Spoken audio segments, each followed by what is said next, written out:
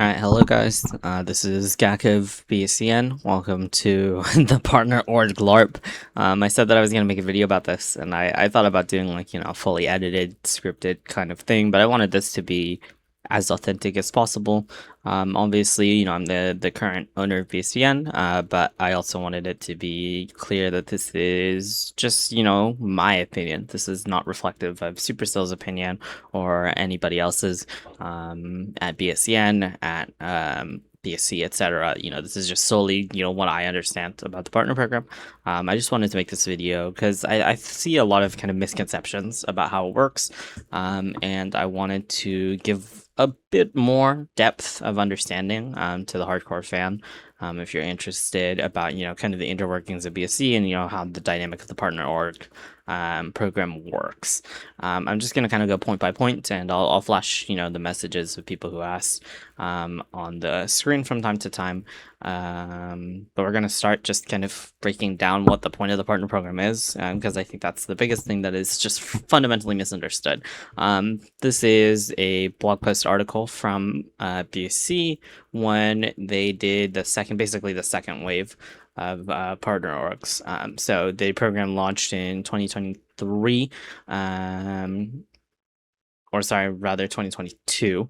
In 2023, they added two orgs, Luminosity and Foot. In 2024, they released this article when Space Station returned to the program, and there was only two times that a very specific piece of information was ever displayed. That was when the partner org program first released, which that article is no longer available. But the second time was in this one, which it cited this specific Google form right here. And if we actually take a look at the Google form right here, I'm just going to go back. Because I filled it out with like dummy info and that kind of thing. This was a Google form that you could submit to BSC to get information about the partner org program. Nowadays, it's like kind of defunct. And, people just establish more direct lines of communication. But I thought it was interesting to go through it because it kind of shows you some of the things that are actually relevant to partner org status more than just competition, which I think people, like especially after two non-partner orgs won the world finals, people are expecting, oh, why is so-and-so not partnered? Like, why is Humble not partnered? Why is CR not partnered? Obviously, they're both partnered now. But that's just not how it works, right? It's just not. I think that Humble is a good success story in a sense that they were able to capitalize off a championship win. They were able to invest the money they needed to keep their championship roster and then turn it into something that grew their org, right? I mean, I think they're probably one of the most famous orgs in BS right now, just given their numbers and that kind of thing. But that is not replicable. You can't expect to win the world championship. You have to just hope and trust in your roster that they have the ability to. But you cannot assume that you're going to. And so, it tells you, just like, submit your basic information, what region you're trying to compete in, which this is actually very important. Because another thing that people don't realize, the partner org program is region locked. So once you're assigned kind of a region, you have to compete in that region and stay in that region.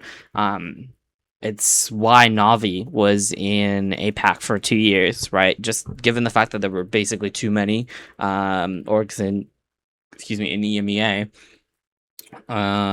they were kind of forced to go to APAC for 2 years, and they finally came back this year. The second slide has a bunch of information, like just about raw numbers, YouTube, Twitter, Twitch, Instagram, all these other things, right? That's a very important aspect of the partner program as well. And then, just basic questions about, why you're interested. Are you competing in other games, or is BSC your only game, right? Are you currently competing, or are you just trying to join with partner when you enter the scene? Like, do you have accomplishments? What makes your org unique? Do you have content creators? These are all important aspects to the partner program because at the end of the day, it's in the name. It's a partnership, right? BSC is paying you large swaths of money from two main sources. Number one is your partner org cosmetics, your team spray, icon, pin. But then number two, the rev share from skins at LAN events. So for example, I think this year it's going to be the Clancy skin from the Supercell Maker, whatever. But like last year, it's the Street Shade skin, and then the Esports Fang skin, or this year the Esports Jackie skin for Block Up, right? Those skins, a percentage of that revenue revenue is distributed among all of the partner organizations. And that's a really important thing to remember, because it's not a small amount of money that these orgs are making, and so BSC expects the best from them, not necessarily just in terms of competition, but in terms of, are you doing your diligence to create content, to create, hype around the BSC in a way that is, great.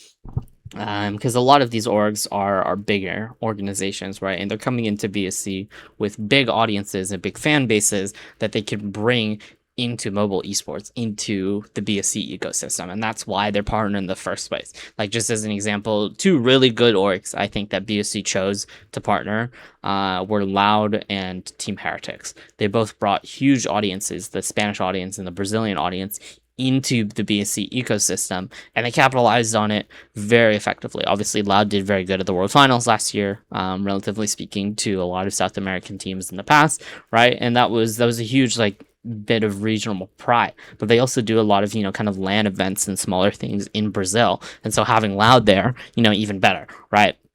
Or on the side of Team Heretics, right? They signed Gay VGX, they signed iChaos, they signed Trevor, really big Spanish personalities, and they did pretty well last year. I mean, obviously the World Finals campaign was not great, but they still got third in EMEA, and they were still doing solidly, and they just capitalized on these, already big Spanish players and turned it into something that was even bigger, right? This is the kind of core identity of the partner program, where you're getting paid a good amount of money, and in return, BSC expects you to put out a decent competitive performance, but even more important than your competition is your ability to actually advertise the scene. And I think that's another thing that people may not know, is that the partner program is run through a third-party company.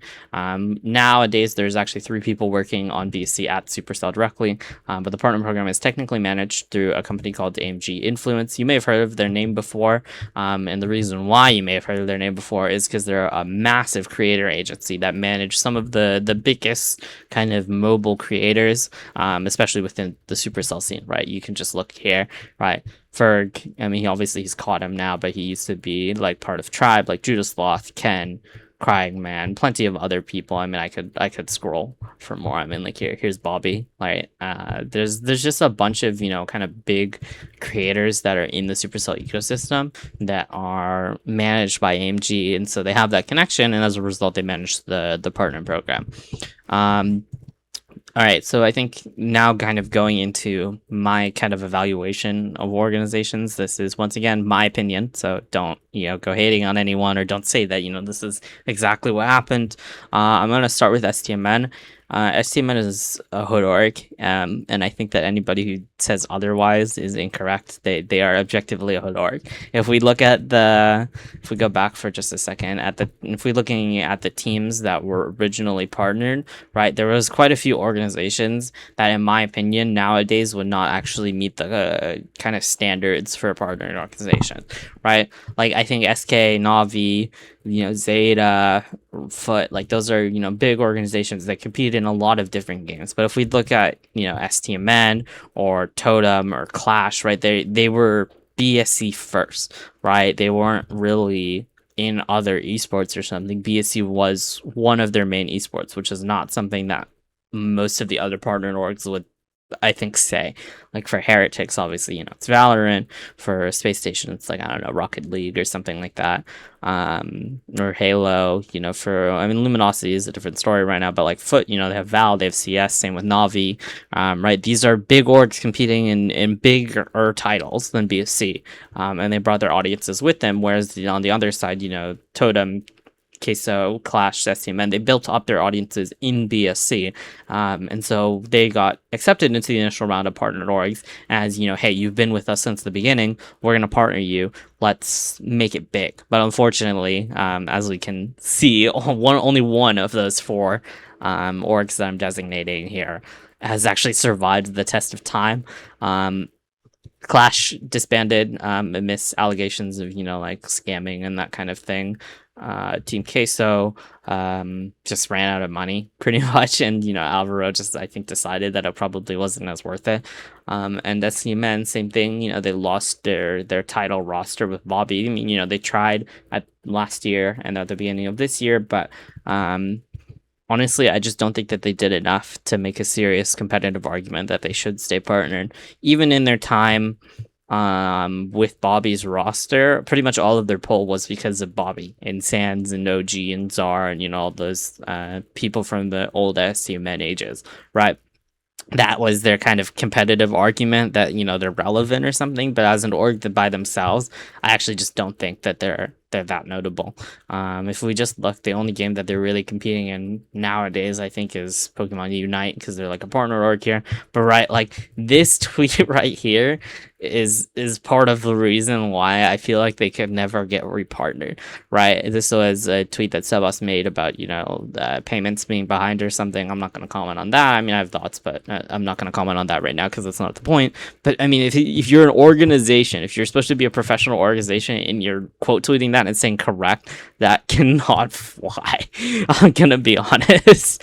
And it's just like they're not really posting anything that's their own. They're just kind of quote tweeting other people, right? Like they posted like a roster announcement or something, but it's just they don't consistently post content. They don't consistently post anything on their socials.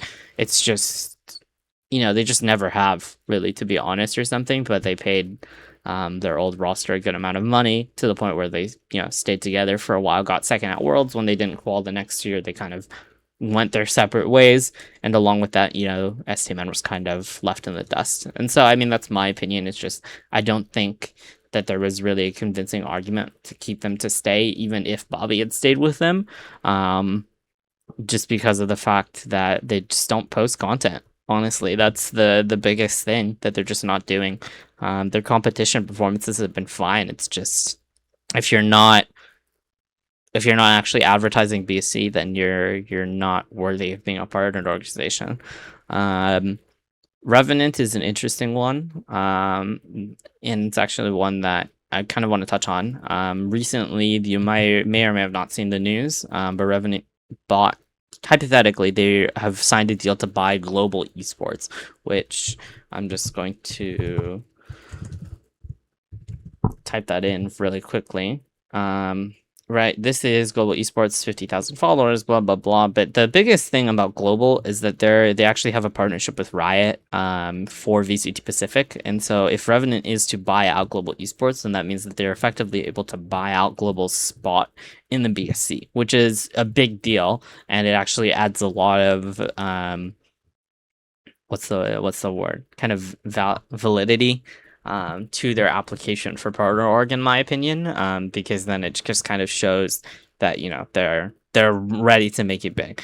I'm gonna be honest. I think the biggest issue, or the biggest issue that they're kind of trying to fight, is the fact that they're in India, and CESA as a region is just small. I think anybody can realize that it's just not a big region. There's not a huge talent base, and, you know, we can have this argument about, you know, whether or not that's BSC's fault or LPL's fault or all these other things, if they just didn't develop the region enough. But at the end of the day, the only player that has ever done anything internationally, or who has ever looked like an international contender out of CESA, in my opinion, is the Revenant roster from last year, and that's largely because of this guy, Mr. Gigachad Sargent. And you've probably seen the rumors, once again, that Sargent, you know, wants to move to EMEA. He wants to, you know, go abroad and give it one chance, like one full year where he's fully committed to competing and not as a student. If that's the case, right, I'm sure that Sargent would do well, but it does make it a lot harder, in my opinion, for Revenant to get partnered. And my reason for saying that is that if you look at the number of orgs in EU, and then you look at the number of orgs literally everywhere else, it's like EU 50%, Asia like 40%, and then everyone else like 10%. And so if Sargent does try to move to EMEA, I just think it's going to be hard for Revenant to retain a competitive application for a partnership slot, especially considering the fact that we don't really know the format for CESA next year. There are some rumors about the other ones, but CESA has been left out of that kind of discussion, just given that the region is small. And so I do think it's tricky. There were rumors that after 2023, Revenant was going to get partnered. That did not come to pass, obviously. I'm not quite sure why, or if those rumors were true. That's just what I've heard. So there's definitely precedent. But I do think that that's gonna be a hurdle that they have to figure out how they can overcome going into the next year. I will also say that, you know, just like if you scroll through, you know, kind of the stuff that they've posted, right? They haven't done a particularly like a lot in terms of posting, you know, just basic content or something like that. Like the only time that they really posted, you know, some basic things is, you know, like Brawl Cup, right? This was, you know, they had some, you know, basic posts and that kind of thing, right? But the only times they've really posted other than this are their champions post for winning the 3 monthly finals, right? They won the first CESA one, right? They won the season 2 one. They didn't even post about the season 3 one, which was actually this past weekend, so that's actually not a great look. So I think it's like a 50-50, but once again, performance can't be the only thing, and if they're not able to keep Sargent on board going into the next year, if he wants to go to EMEA, it might be tricky to see Revenant actually get partnered. FENNEL is an interesting one again. This is a currently partnered org, and I think people wanted me to kind of explain why. And my answer is that they're big. I mean, obviously, they have under 85,000 followers. I made a tweet about this. I'm not going to go pull it up, but I basically said, you know, I thought it was an interesting choice, but it also, to a degree, made sense. You know, they're a big organization. The World Finals are coming to Tokyo this year. And so on paper, you know, it's perfectly fine, in my opinion. If we look at the other two partnered organizations from East Asia, it's Zeta Division and Crazy Raccoon, right? And they're both, you know, very big orgs. Zeta in CR have hundreds of thousands of followers. They have tons of fans and that kind of thing. But it's for these Japanese orgs, it's not kind of a question of, I guess, performance necessarily. It's just the amount of, you know, kind of fans that they can bring into the esport. In Korea and in Japan, you know, esports is a pretty big thing, and so, you know, there's definitely an audience for it to kind of, you know, take off itself, right? This is, even though they didn't qualify, they're still actually going to be at the live monthly finals this weekend. As of recording this, I don't know when this is going to go out, but, you know, like as of recording it, it's going to be tomorrow. And so, you know, like, it's just about, you know, selling merchandise and selling to more Japanese fans, honestly. That's what I think. I heard this once. I don't know how true this is anymore, but I'm pretty confident that EMEA is like over 80% of the kind of like viewer and player base for BSC. And then Japan is next, followed by NASA, which are much lower. And if that's the truth behind it, right, then it does make sense to partner with our organization. None of them are going to do like particularly much in terms of content, because that's just kind of the culture. You know, everyone's a lot more reserved. They're not making like stupid YouTube video vlogs like the rest of the world is, unless they're like forced to. But they're still gonna, you know, make content. Hopefully, they're gonna make monthly finals, make the postseason, whether it's, you know, challengers, LCQ, worlds. I don't know. It's a big question mark now for sure. But I actually don't think it's a bad signing. You do have to kind of keep in mind that a lot of the, you know, kind of partners that are popping up, they've been in discussion for months. Like, this is not like an overnight thing. And so when we first heard the rumors after the February monthly finals that a Choppy and IC and that kind of stuff were going to go to FENNEL, that was kind of the first indicator that, yeah, they're probably going to get partner. I don't know why their logo is red, because most of their stuff is kind of like orangish, so that doesn't make sense to me. But I feel like this is kind of, you know, been a foregone conclusion since they first entered the scene at the beginning of the year. Not necessarily something that should be surprising. It's just taken a while to, you know, kind of get there to that announcement and that whatnot. I do remember, I think it was Bobby said something about the rule of 1 year where organizations have to compete for a full year to enter the partner program. There might have been things that have changed, because obviously Blast took over management at the end of the year, and there's a bunch of new people working at AMG and Supercell. But that I've gotten confirmation subtly from someone that is not necessarily the case. So it's possible that we do see more organizations getting partnered by the end of the year, even before the end of the year. And FENNEL was just one example of those. SKCalalas. My verdict for them is that I don't think that they're going to get partner, and I can tell you why. It's the same issue with STMN. They're just not professional enough, and they don't post enough content. I'm gonna be honest. I mean, okay, this is my post, and like I'm not gonna say that like it's not funny that they retweeted it, the Juan Carlos posting this, but also this is not necessarily something that a professional esports org does. I'm gonna be honest, right? Like they just like don't post enough, kind of basic memes and that kind of thing, or basic things that are actually their own content that they're producing. If we just like scroll through, it's a lot of retweets from me, from Supremacy League, from Sandbox, Sub, like all these other things. Like they have good teams that have consistently competed at the top level. They have a good amount of followers and that kind of thing, but I don't think that it's because the org has followers. It's because the players or their teams have followers. And I think at that point, that's kind of their biggest barrier. They just don't post content, don't have a YouTube channel that they're consistently posting stuff on, don't have, like basic stuff like that. Right, like here's another example. Maybe it wasn't them, but I remember like them just like posting like a qualified posts really late. I'm not gonna like go searching for it, but I remember them like qualifying and then posting like 2 days later qualified. So I just at this point I don't think that it's a convincing enough argument to get partnered, even if they are in South America. But especially not if they don't make the World Finals this year. Even if they do make the postseason in East Asia, there's no way that they're gonna get partnered to compete in East Asia. I just don't see it happening when Rival exists, or when BSC could just reach out to a different like tier one partnered org and just get them in.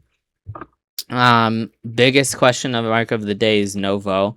I think that there's a 50-50 chance, and my reason for saying that is that I don't think that Novo are the largest org in the book. If we look at, I'm just gonna go to Humble really quickly. If we look at, like Humble's following now, right? Like they've done pretty well for themselves. When they first like kind of joined BSC, they weren't that big, but they've done well for themselves after winning Worlds and winning World Cup twice and all these other things. They've managed to convert that into a tier 2-ish kind of org, where now they're competing in league and they have revenue share and that kind of thing to make them worthwhile, right? But if we look at Novo, they have 8,000 followers on Twitter. If we look at Instagram, 30,000. It's not bad, but it's, once again, I mean, if I just go to Humble, right, 147, basically 150K. Like it's a night and day difference in terms of size.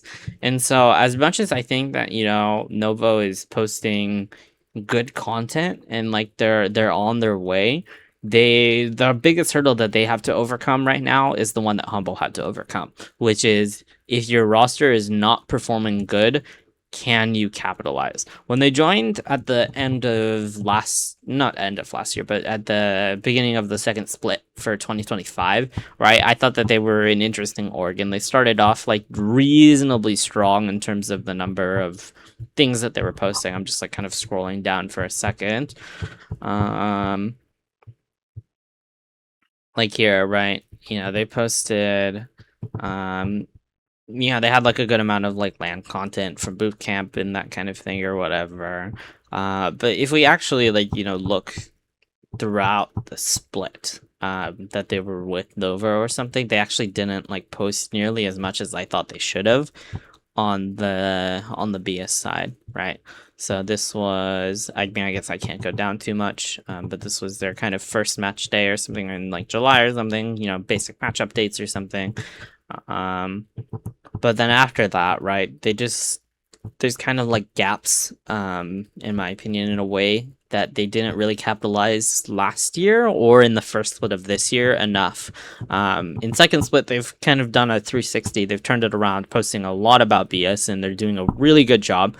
Props to their social media manager and everybody involved over there at Novo. But it's just hard to justify when you're already in a region with so many big orgs, right? I mean, you're competing against the Totems, the Humbles on the smaller end, but then you're competing against Navi, Foot. Like these are big faces with big audiences, and if there's other people that want to come in, just for example, I've heard rumors about, I mean, you know, there was rumors about G2, about Fnatic, about some of these other like really, really big organizations. I just think it's hard to justify putting it in Novo unless somebody else gets kicked out. The most obvious candidate for getting kicked, in my opinion, is probably Navi, just given the fact that it doesn't seem like they really care anymore, and like their social game is like terrible. But it's just not, it's not a guarantee as much as people would think about it. Because they need to be able to prove that they're able to not only make content when they're winning, but also when they're losing, right? I think they've proved that they're pretty good at it, but I wouldn't really see them up for partnership until maybe midway through next year. That's just my personal opinion. That would be 2 full years, I believe, in BSC. But that's kind of the truth of the nature. Humble was, you know, in BSC for what, 4 years, 3-4 years or something like that before they actually got partnered and figured out the formula. I think Novo figured out the formula a lot earlier, but it's not a guarantee unless they're able to, you know, do really, really well at the World Finals to the point where they're able to, you know, grow their audience in that way, and keep their rosters together for the next year. That's just my opinion on Novo. I do think that they will be in the discussion for partnership org, but I don't think it's a guarantee as much as people might think it is. Because if we just go to their YouTube channel, I'm just gonna go to that for a second. Right, it's not as big as you might expect, right? Like they're doing okay, they're doing all right, but it's just not. It's not as big as you might expect for some partner orgs, right? They're pairing juice and that kind of thing. So I wouldn't be surprised if I see Novo, but I also wouldn't be surprised if we didn't see Novo, if that makes sense. Moving on, Vatic. Same issue is that their issue is that they're growing in the BSC and they're not necessarily like inherently a big organization from the get-go. So their biggest, you know, kind of burden is to try and overcome that and build themselves up as an org alongside their players. But it's a lot easier for Novo to do, in my opinion, because, you know, they're in a better region. They're in EAU, you know, they have a pretty big person. I mean, Meow is a world champion himself, right? Filippo is pretty well liked, I think. So, you know, it's just a lot easier for them. No offense to as Livy, Bilal, Ducky or something, but I don't think that they're like the most, as Livy maybe, but like Bilal and Ducky, like I don't think they're the most outgoing players or something. And so, you know, as much as I think Vatic has been doing a lot right, they need to build up their just basic impressions. This was something that I did on Elevate, is that you just need to like splice in basic content about just the game itself. Not everything needs to be like fully esports focused, and I think that's something that Novo could probably benefit too. Everything that they're doing right now is centered around their team, but if you're not building up an audience for the org itself, not just a given team, you're doing it wrong. And I think that actually to a degree might end up like, you know, biting some of these orgs in the butt later on, is that they, you know, if you don't keep your team together for the next year, like let's say they just don't qualify for LAN, just as a hypothetical, right? Or they do really badly at LAN and they don't want to stay together, then what do you do now? Because you built up your entire fan base around, you know, a specific set of players, and now you're having to do it all over again. And I think that to a degree that might be a problem for Vatic. You know, they're not locked for LCQ. Obviously, FA Bobby not qualifying for this month gives them an opportunity, but they still face Elektros in the semifinals. They have a hard quarterfinals matchup against Legacy. Like it's not a given. And if they don't make LAN, it's going to be very hard to make a convincing argument for them to fully get partnered. Because I just think objectively, BSC is going to focus more on the audiences that benefit them. In North America, it's not one of those audiences. It's consistently been the lowest ranked for viewership throughout the past 2 years, I think. And that's because nobody cares. It's at a bad time zone, so even the, you know, EMEA players who were fans of a specific NA player or something, it's just not the same anymore. I think the region has been regressing, and as a result, nobody really cares to stay up to watch NA. Honestly, I don't think, once again, I don't think it's impossible, but there's an uphill battle to be fought for Vatic to get to that point where they can make a convincing argument to be partner. I think one of the best things they do have going for them is that they compete in all of the Supercell games. Like, they have Clash players, they have Clash of Clans and Clash Royale. So actually, that's like it's a good thing for them to have in terms of that, and make themselves out to be like a new tribe gaming. But it's hard to be a new tribe gaming where you're competing on all of the Supercell titles and you're like a mobile only org when Tribe effectively has a monopoly over any big creator, right? It's just very hard. I think they did a great job signing Duncan. That is a very important signing, I think, for Vatic to keep on board, but it's just going to take a while, maybe longer than they would be willing to wait. So we'll see. Elektros, they're not getting partnered. I'm going to be honest. I mean, nothing against Elektros, obviously. Like, it's just, I think objectively, anything that, it's the same thing with STMN. They haven't really like made any content themselves, and the content that they do make themselves is just AI generated. So like, it doesn't show any signs of dedication. They can throw as much money as they want to, but if they don't get like a proper social media manager and they don't start making, you know, actual content, it's not gonna fly, right? I mean, like, this video was funny. They actually got the placements for their team wrong, and it's just, I don't know. I don't see Elektros getting partnered, honestly. Like, if you just look at here, like, there's like massive gaps in their content. July 1st, July 5th. This is a retweet, but it's July 11th was the next thing. That's like basically 4 days and that's 6 days. So it's just, I just don't see them getting partnered, to be honest.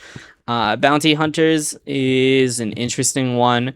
Once again, it's the same thing. It's just, they're just not a big org, right? Like, I mean, 3,000 followers on Twitter. They're a little bit bigger on Instagram, but it's just not a big org. And so then, you know, even if you're winning in one given year, right, that was, I think, in my opinion, why BSC waited to partner Humble. It's because when they won the World Finals, right, good for them, blah, blah, blah. But it's about, can you take that momentum and capitalize on it? And Humble was able to do that. They not only did that in terms of content, but they were also able to do that in terms of competitiveness, right? They stayed with the same roster as a small org. They put in the money to do that. They put in the money to content. They put in the money to succeed, right?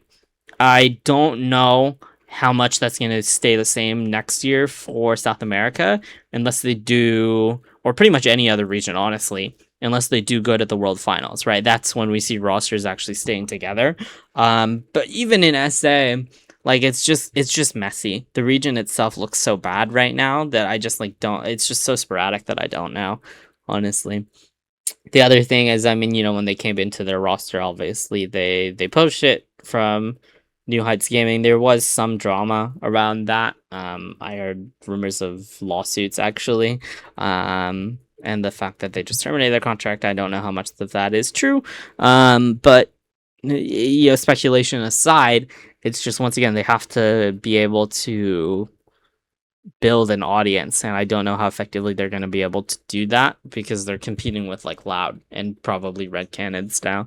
I mean, like, just look here, right? This is their World Finals winning post, or sorry, World Finals qualified post, and they haven't hit 100 likes, which is I mean, I hate to like be overly critical or something, but this is supposed to be an honest reflection of whether I think orgs would get partnered or not. And I think the answer right now for Bounty Hunters is probably no. I think that in time they might be able to build themselves up into that point, but right now it's gonna be difficult. It just kind of, I think, will depend on, number one, whether or not Red Cannons get partnered by the end of the year, and then number two, how many orgs BSC actually wants to partner in South America. Because I think that if they actually locked in and like hired a proper social media manager, I think SKCalalas could probably make a more convincing argument than Bounty Hunters. But it's just, if SKC don't do that, you know, then there's maybe an option for BH if BSC wants a third org in SA. It's just a lot of question marks. So we'll see, honestly. And then last thing that I saw just from Icy under my tweet, I think the team sponsor has actually been a thing for a while now, but it's just, you know, this is actually a great thing that BSC and Blast are doing, because it gives the orgs a sense of security, and a sense that, you know, they're realizing, even if the camera angles of our players are bad or something, and you can't actually see the sponsors on the jersey, right? You can see the team sponsor on the stream, and that gives them the peace of mind, in a sense that, you know, hey, our, you know, kind of goals are being met in terms of advertisement. And yeah, that was it. I mean, if you guys have any more questions, feel free to, you know, drop a reply when this video goes out, either in the comments, and I'll try and answer them, or rather, in the post, in my post on Twitter or something like that. But yeah, let me know, guys. And I hope you enjoyed. Subscribe to BSEN. Use code BSEN in the Supercell store, the Brawl Stars shop, and we'll see you next time.